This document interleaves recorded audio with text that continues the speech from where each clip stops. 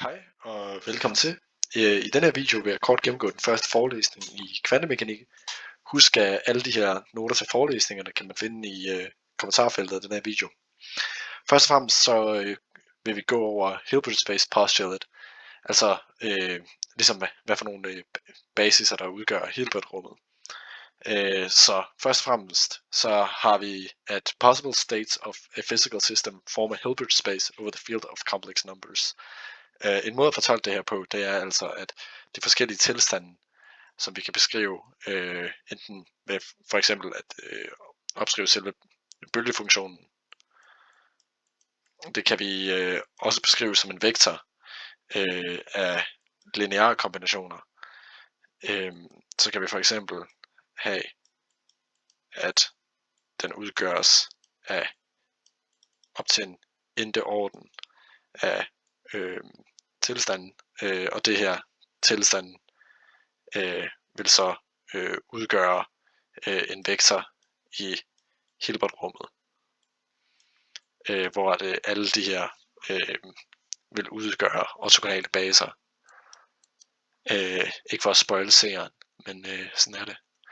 Og hvis vi så kigger på B'eren, som er lige nedenfor, incompatible quantum states correspond to orthogonal vectors. Det betyder basically, at du kan lave en basis af vektorer, altså hvis de er inkompatible, de her kvantestadier. Så hvis du tager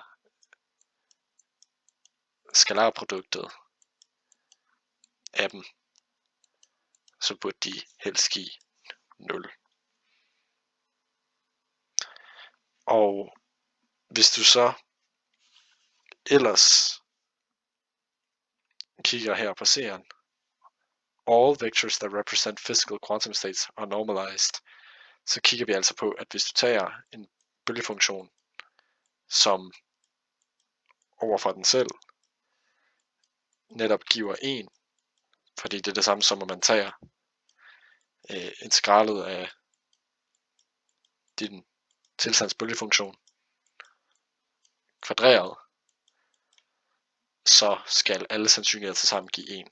Hvis det her ikke er sandt, at de er normaliseret, så repræsenterer det ikke en fysisk tilstand.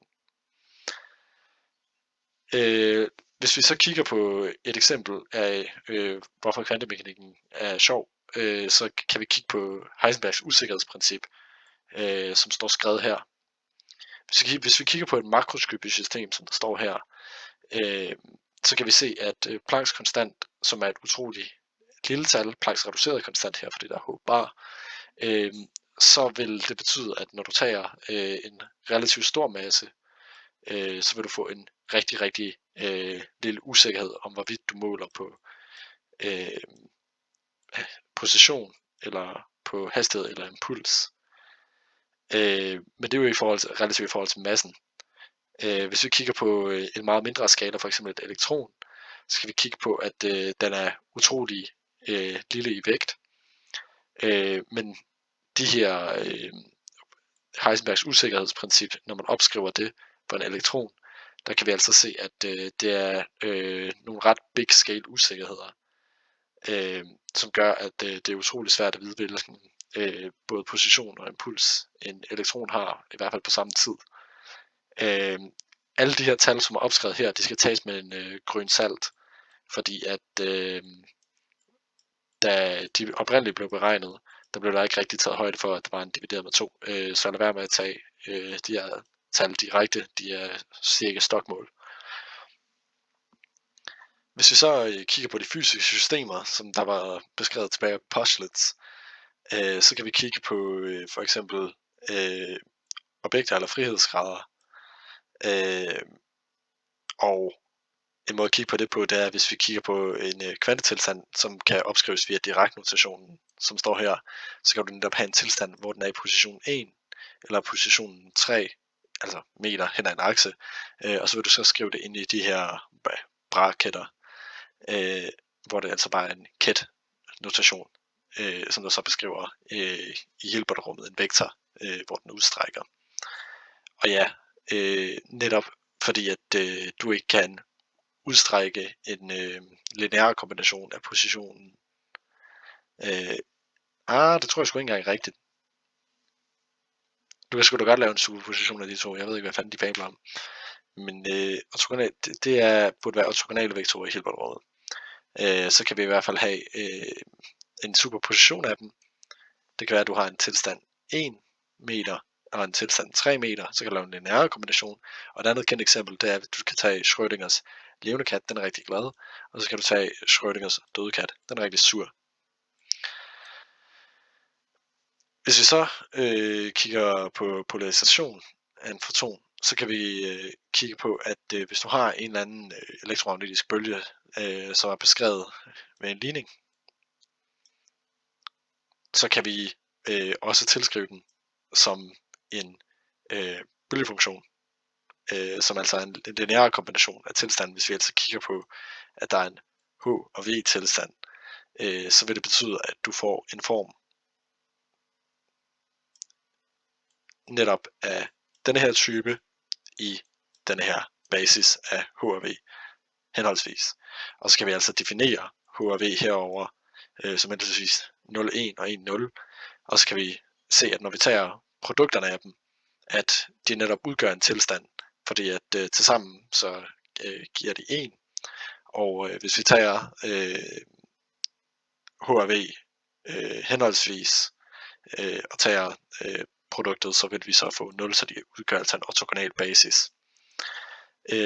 Kan de her skelnes? Ja, de kan godt skelnes ved, at man kan lave et eksperiment, mens beamsplitter, altså det her, det er fysisk, kan de skelnes fysisk. Så kan vi tage en beamsplitter, og så kan vi se, at der vil så tage den polariserede foton, og så adskille den i henholdsvis H og V tilstanden. Hvis vi kigger på superposition, så kan vi se, at vi kan også, præcis som ovenfor, så tage en eller anden tilstand af 45 grader, eller minus 45 grader, jeg er kogt. Så kan du tage 1 over kvadrat 2, den ene tilstand plus den anden tilstand, og den ene tilstand minus den anden tilstand er altså en lineær kombination af de tilstande, vi har nævnt før. Og hvis vi så tager og prøver at, ligesom på samme måde som før, at vi tager produktet af de to tilstande, så kan vi se, at det giver 0. Så de udgør netop også en ortogonal basis. Her har vi nogle eksempler på nogle vigtige polariseringsstadier. Og så meget kort, så kan vi så også lave målinger af de her polariseringer ved at tage netop de her lineære lineært polarisere lyset. Imens herover så kan vi altså lige kort give et eksempel på det. Det er, hvis vi tager en polarized beam splitter, og vi sender en bølgefunktion igennem, så kan vi se, at hvis den består af en H og en V, og beamsplitteren vil splitte den 50% H og V, så kan vi netop se sandsynligheden for, når vi tager V-observationen over for C, som altså er vores bølgefunktion, og her også tager H-observationen over for bølgefunktionen C, så vil vi få sandsynligheden en halv for dem hver, og tilsammen vil det altså give sandsynligheden 1, men der er altså en 50-50 chance for, at det enten vil være det ene eller det andet. Så kan vi kigge lige meget kort på The Measurement Postulate, som netop beskriver, at der er en sandsynlighed ved, at du tager en hvis du tager netop det samme, som vi gjorde før, hvor vi tager og observerer ud fra en eller anden tilstand, som vi observerer ikke, men vi kan køre det igennem en ny basis, ved at vi netop påfører en ny bra notation af et eller andet, vi gerne vil polarisere vores bølgefunktion hen imod. Så kan vi se, at her bølgefunktionen vil så ligesom ovenfor netop give en 50% chance for det ene eller det andet. Og det her, det er altså gældende herover ved at du tager et eller andet display, for eksempel polarized beam splitter, så vil du så have en bølgefunktion, og så vil du så ændre dens tilstand. Og det her, det er altså kun muligt, hvis vi ikke tillader os at kollapse systemet.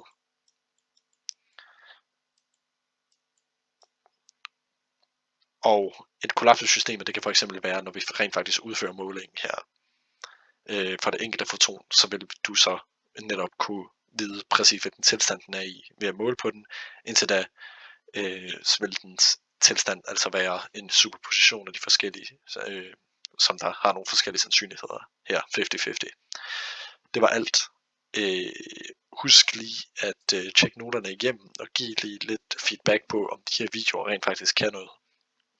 Og så held og lykke med kvantemekanikken.